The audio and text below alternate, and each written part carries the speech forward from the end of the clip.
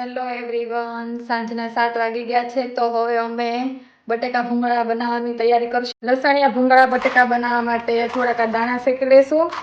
તો તમે ધોરાજીના ફેમસ ભૂંગળા બટેકા ખાધા છે કે નહીં તે તમે કોમેન્ટમાં જો. અમારે આ દાણા ઇન્ડિયાથી આવ્યા છે કુરિયરમાં. ભાભી રેડી થઈ ગયા છે દાણા શેકવા માટે.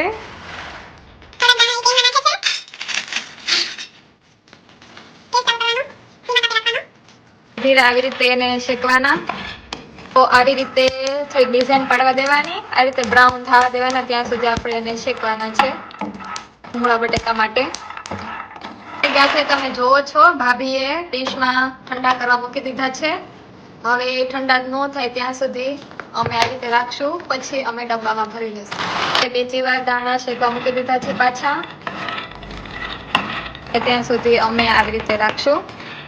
ઠરી ગઈ છે સિંગ, તો હવે આ રીતના પોતરા ઉખાડી લેવાના છે. તો હું થોડીક મદદ કરી લઉં. દાણા રેડી થઈ ગયા છે, હવે અમે ડબ્બામાં ભરી લઈશું.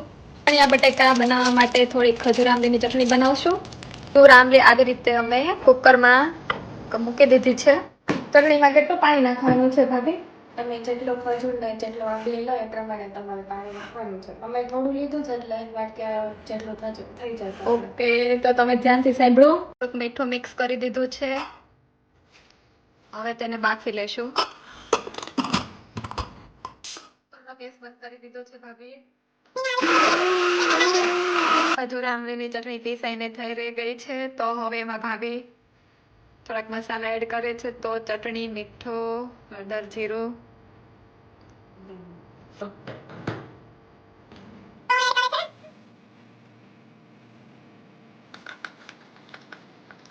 બટેકા કટ કરી લીધા છે, એમાં મીઠું નાખી દીધું છે. હવે તેને બાફવા મૂકી દેશું થોડું પાણી એડ કરીને. બાફા મૂકી દીધા છે અને અમારી ચટણી પણ રેડી છે.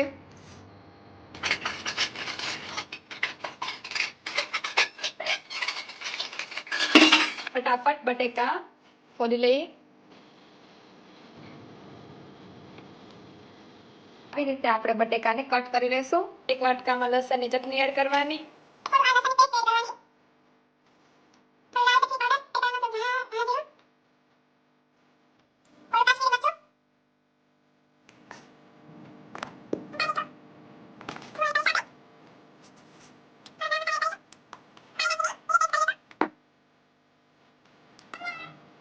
થોડુંક પેનમાં તેલ મૂકીને ચટણીને આપણે વઘારશું.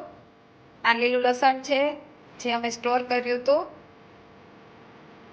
લીલું લસણ છે, ઓપ્શનલ છે, તમારે નાખવું હોય તો નાખી શકો છો. અત્યારે શિયાળો છે તો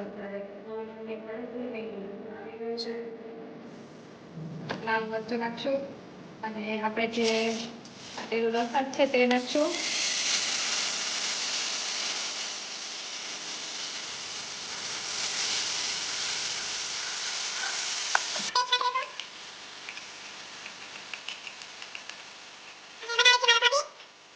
થોડુંક તેલ છૂટું થઈ ગયું છે, તો હવે ભાભી થોડોક ચણાનો લોટ એડ કરે છે, જેનાથી થોડું ઘટ આવે.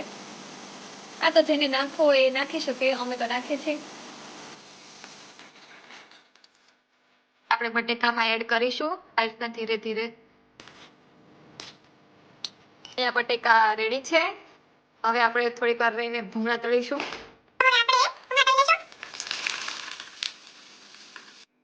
કાંદા સુધારી લેવાના. તો ધોરાજીના ફેમસ બટેકા ભૂંગળા રેડી છે.